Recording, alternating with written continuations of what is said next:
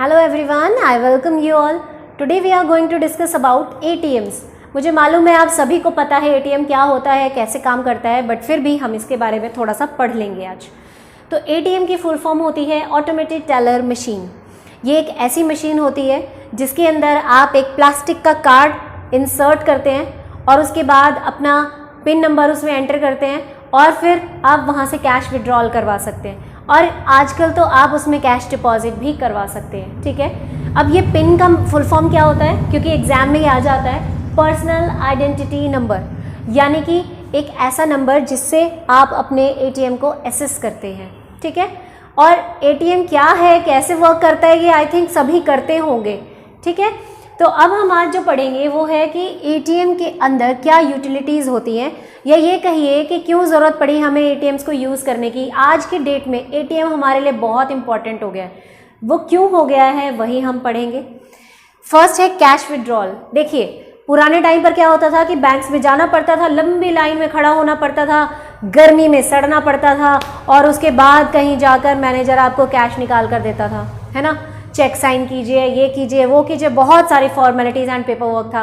But ATMs ने क्या किया, ये सारा काम ख़त्म कर दिया। अब आपको किसी बैंक में जाने की ज़रूरत ही नहीं है। आप ATM में जाइए, अपना कार्ड जो आपको मिला है बैंक के थ्रू उसको इंसर्ट कीजिए और जितना मर्जी कैश विड्रॉल करवा लीजिए। बस एक लिमिट होती है, उस लिमिट से ज़्यादा आप विड्रॉल नहीं करा सकते। ठीक है, कैश डिपॉजिट करना भी आजकल बहुत आसान हो गया है। आप बैंक में ATM में जाइए और उसके अंदर कार्ड डालिए, साथ ही साथ नीचे मशीन में एक छोटा बॉक्स होता है जिसे आप वो ओपन करती है मशीन ऑटोमेटिकली, उसमें आप पैसा इंसर्ट कर दीजिए, वो बॉक्स बंद हो जाता है। उसके बाद वो चेकिंग करता है कि आपने जितना कैश डाला है वो कितना है। उसके बाद आप वहाँ जो टाइप करते हैं वो उसके साथ मैच करता है। मतलब सपोज आपने 3000 डिपॉजिट करने हैं, आपने मशीन के अंदर एंटर किया है 3000, तो वो चेक भी करता है वो कि जो नोट आपने डाले हैं वो 3000 हैं या नहीं है। ठीक है, अगर कोई नोट कटा फटा होता है तो वो उसको रिजेक्ट कर देता है। उसके बाद वो पैसा उसमें डिपॉजिट हो जाता है। तो अब ATMs हमें कैश डिपॉजिट करने में भी हेल्प करते हैं, इसीलिए ये हमारे लिए बहुत ज़रूरी है। हम किसी भी टाइम कभी भी जाकर पैसा वहाँ डाल सकते हैं। नेक्स्ट आता है बैलेंस इंक्वायरी।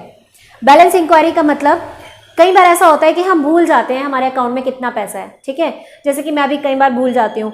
तो उसमें क्या है कि आपको बैंक में जाके पता करने की ज़रूरत नहीं है या अपनी पासबुक भी चेक करने की ज़रूरत नहीं, कुछ नहीं। आप सिंपल क्या कीजिए, ATM में जाइए, अपना कार्ड डालिए और उसमें बैलेंस इंक्वायरी पे क्लिक कर दीजिए। तुरंत पता चल जाता है कि आपके अकाउंट में कितना पैसा है। ठीक है, तो ये बैलेंस इंक्वायरी में भी आपको हेल्प करता है। नेक्स्ट आता है पेमेंट ऑफ बिल्स। आजकल सभी ऑनलाइन पेमेंट करते हैं। जब से मोदी जी ने डिजिटल इंडिया कहा है ना, पूरा इंडिया ही डिजिटल होता जा रहा है ना। सभी, चाहे वो इलेक्ट्रिसिटी बिल है, वाटर बिल है, एजुकेशन स्कूल फीस है, किसी भी तरह का बिल है, सभी ऑनलाइन पेमेंट करना पसंद करते हैं। और ये किसके थ्रू होता है? Through ATMs।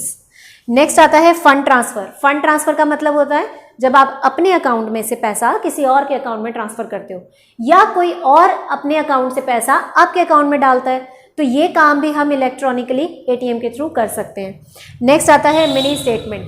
मिनी स्टेटमेंट का मतलब होता है कि जब आप अगर ATM में मिनी स्टेटमेंट के ऑप्शन पे क्लिक कर देते हैं तो वो तुरंत बता देता है कि पिछले कुछ दिनों में आपने कितनी ट्रांजैक्शंस की हैं। ठीक है, एक शॉर्ट में आपको थोड़ी सी डिटेल्स बता देता है। तो आप देख सकते हैं कि ATM कितने सारे काम करता है और हमारा कितना टाइम बचाता है। So this topic is end here. Thanks for listening me and please do not forget to subscribe the channel.